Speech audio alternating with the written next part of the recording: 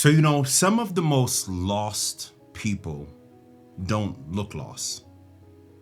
I mean, if I'm honest with you, they are producing results. They're going through the routines, they have the responsibilities, but internally, something feels off. They feel disconnected. And here's the danger about this type of loss: nobody helps you. And the reason why nobody helps you is because you don't seem to be in trouble. Externally, you're getting the win, but internally, you're dealing with a war. You see, this sort of loss is not a direction issue, it's a disconnection issue. Ooh.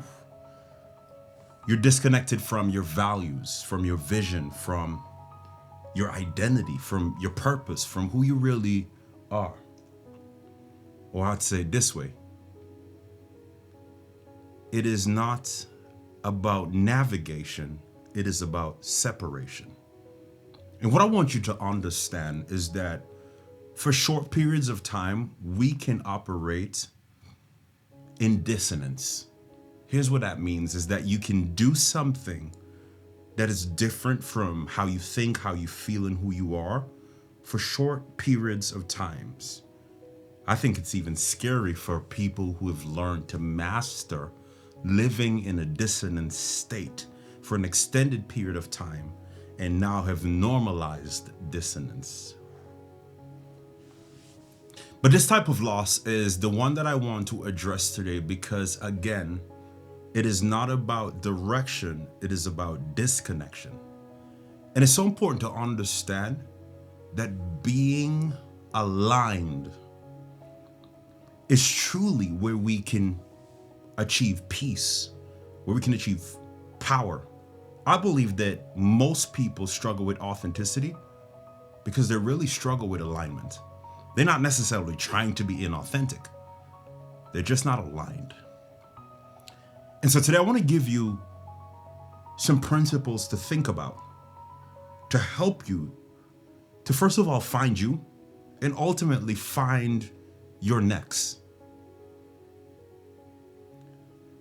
Two reasons why most people get to this space of performing and showing up externally, getting the wins, getting the results, but internally disconnected. Reason number one is that they've just never spent the time to discover who they really are, like what matters to them, what's most important in their lives. And the second, they have found the answer to that question. They know who they are, but to some degree, they are sabotaging their alignments, their assignments, and their fulfillment for a reason. Can I go deeper? What makes this so difficult is that you can get a paycheck and still be misaligned. Ooh, come on. That your company, your organization, your boss is not responsible for your alignment. They're responsible for paying you because you produce. And yes, you can produce and be disconnected. You can produce and be misaligned. You can produce and be empty. But can we go a little bit deeper here? Even though you're producing in certain periods, when you run into pressures, adversity, change, overwhelm, uncertainty, you don't fall to the level of your circumstance. You actually fall to the level of your conviction. Let me say it again. That when you are operating from this space where there's dissonance, like you're performing for the paycheck, but you know good and well that you're misaligned from being who you really are, from your values. When you run into obstacles, adversity, when you're asked to perform and to go that extra step, when change begins to happen, when disruption occurs, you don't fall to the level of your circumstance. You're not going to fall to what is happening around you. You actually fall to the level of your convictions, what is happening within you. And in my work, I've spent so many times with organizations helping them navigate through change and realize that they don't have a change issue, they have a misalignment issue. They just had the wrong people in the wrong roles, potentially going after the wrong thing in the wrong way, and nobody actually stopped proactively to ensure that there was alignment. And we usually don't do that until something happens, and now we're in a position of realizing that, wow, we were building on a shaky foundation. Today I want to help you to build on a firm foundation so that you don't continue to just accept a paycheck while sabotaging your assignment, your fulfillment, or your identity for advancement. I can't speak to this without giving you my personal experience of where I worked in an organization and accepted a job that I knew was misaligned from my values, from my identity, from my essence, from my gift. And I showed up, I went through the interview process, I crushed it, I killed it, I talked about my commitment to being the best in this role. And they hired me. And yes, I was making a paycheck, but I was miserable. I was disconnected. I was misaligned. And what ended up happening is that a place where I was supposed to contribute, I ended up in conflict. I want you to lean in here with me because I really want you to understand what I'm saying here. I'm not saying that we don't have to grow, we don't have to evolve, that we're going to love everything.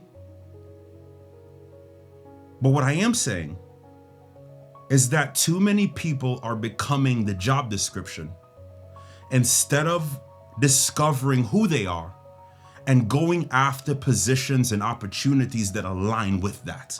Can I say this again? I'm not talking about competencies or skills, things that can be produced. I'm talking about values, the way that you show up, your essence, your identity. So many people are becoming the job description instead of discovering who they are and pursuing opportunities that align with that. And so what we really have, we have a world of people who are lost because yes, they're producing, they have the responsibilities, they're getting the results, but internally they're disconnected. And again, the danger with that is at some point, it will expose you. At some point, you'll run into obstacles and challenges and adversity, and you will not fall to the level of the circumstance or the challenge. You'll fall to the level of your convictions. I want to challenge you today, as I always do, to introspect on the life that you're living, to make sure that you're not living a life that you'll get to the end of that life just to realize that you live somebody else's. That yes, you pursued the paycheck, but the truth is you diminished the purpose. That yes, you said you went after the thing with ambition and with fire and with zeal because it was going to validate how people perceived you. But the truth is you walk around not having the greatest level of respect, which is self-respect, because you're doing something that truly aligns with who you are. So I want to give you 4 things really quick to think about of how to really make this shift from going through the motions of performing at the cost of your internal alignment. Number 1, I want you to understand this and write this in your notes. You can be externally successful, but internally disconnected.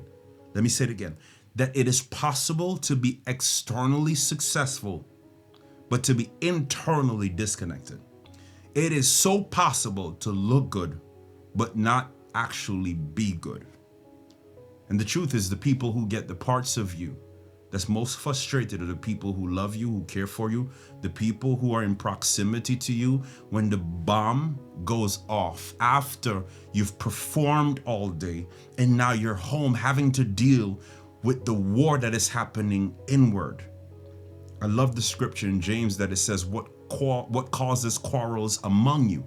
Is it not the evil desires that live within you? You want, but you don't have, and so because you don't have, you quarrel. What I want you to understand is that most of our conflict is really just the manifestation of internal conflict that's already occurring, simply because we're focused our attention on the paycheck, on the comfort, versus the identity, the values, the vision, the purpose, the calling. Here's the second thing. Busyness can mask deeper misalignment. I want you to write this in your notes, that busyness, staying busy, being busy, can mask deeper misalignment. What I want to help you to understand, that sometimes the way you can discover that you're misaligned is to slow down. Is to take a season to step away, to breathe, to think, to introspect, to write. Because being busy can oftentimes mask the fact that you're misaligned. Because you're going so much that you can't even hear your own heartbeat. You're validating so much of the going that you're diminishing the thing that is speaking to you intrinsically and saying, listen, there is more for you and there is more in you. And more doesn't necessarily mean that you're in a place that's small. More means that you can be closer or even aligned with being who you really are. I always say that authenticity, my definition, is true alignment with your assignment. And if we get to the space of authenticity, we'll have less quarreling, we'll have less issues, we'll have less argumentative. I've never met a fulfilled person who spent their time bashing other people. Anytime you find somebody who's gossiping, who's pointing out the flaws in others, it is really because they're dealing with an internal conflict. And the only way to itch that internal conflict is to focus their energy on pointing at something external. I want you to understand that your busyness can oftentimes mask your misalignment. Here's the third thing. Clarity returns when you reconnect identity to purpose. Ooh. When you reconnect who you are to what you do, that is where clarity occurs. I found this in my own journey in being in business.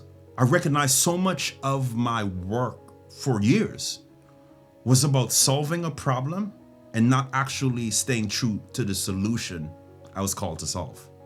Let me explain that. That when you focus on solving a problem, you will become everything for every person. And so if they need you to consult in one area, or if they need you to do this in another area, you begin to acquiesce to the needs of every individual person. And let's be real here, because there's a paycheck tied to it. Hello. Versus staying true to the unique essence, power, and ability and gifting that you bring in creating a solution that will solve more problems at scale. What I'm trying to say is I'm not advocating for you diminishing the power of solving problems. What I'm saying is, if you're solving a problem, but not staying true to how you are uniquely created to be the solution, you will eventually become the problem. So clarity will return to you when you reconnect identity, who you really are, to purpose. That's so powerful, so critical. I want to close this really with an instruction. I want to really encourage you to get to a space where you can analyze who you are versus how you're showing up. So here's the exercise that I want to encourage you to do. I want to encourage you to take about 10 minutes, no distractions, no noise, no expectations around you. And I simply want you to answer this question. Where in my life am I producing in a way that is disconnected from who I really am? Where in my life am I producing in a way that is disconnected from who I really am? Take it a little bit deeper. I want you to take some time out. Listen to me. You got to slow down to get to this level of clarity. This level of clarity doesn't happen in speed. It happens by slowing yourself down and going deeper with what energizes me. I want to challenge you to write this stuff down. Writing it down is where you begin to take ownership by taking it out of your head and putting it on paper. What energizes me? what drains me. And the third is so powerful. Where am I performing instead of truly being? What's interesting is that we can perform and be misaligned. But the moment you become aligned, it will never feel like you're performing. It'll never feel like you're working. It'll never feel like you're doing. And you'll produce results far greater than you can ever think or even imagine, because you're producing from a place of power. You're producing from a place of peace. You are producing from a place that can ultimately lead you to fulfillment. It is possible, but it requires a fight. It may be unfamiliar, but it is so possible to get to the space where you're no longer showing up externally, getting the wins, getting the accolades, but going home miserable. Because the absolute worst life to live is the half-lived one. And I keep saying the scariest place to get to is the end of your life, just to realize that the life that you live was not your own, but it was a borrowed dream, and you quantified it against broken metrics. Come on in here, y'all. I'm not encouraging you to burn your life down. I'm encouraging you to introspect. And by doing so, to get a target of what does it look like to really be showing up, doing the thing that I love in a way that I love it. Not saying it is easy, because the truth is, true purpose is probably the most challenging thing you will ever do. Because true purpose is no longer about doing, it's about being. The biggest work in my life wasn't just reading the books and practicing in the rooms and going through the research and the study. That's cool. It's not even developing the skill to be on a stage to speak in front of many people. That's not it. The biggest challenge of my life is modeling what I represent in words. That is the work. Becoming is the work. And when we focus on becoming, my goodness, which can only happen by way of us living from this aligned state, we will not only achieve results, but we will have success and peace. Because listen to me, success without peace is torment. And if your mind can conceive it, and your heart will believe it, then your hands can create it. Any thought? As you think through and you watch this video, I want to hear from you. Do you find yourself doing something well, but to some degree internally you feel misaligned, you feel disconnected? And if that's you, my question is, what are you going to do about it?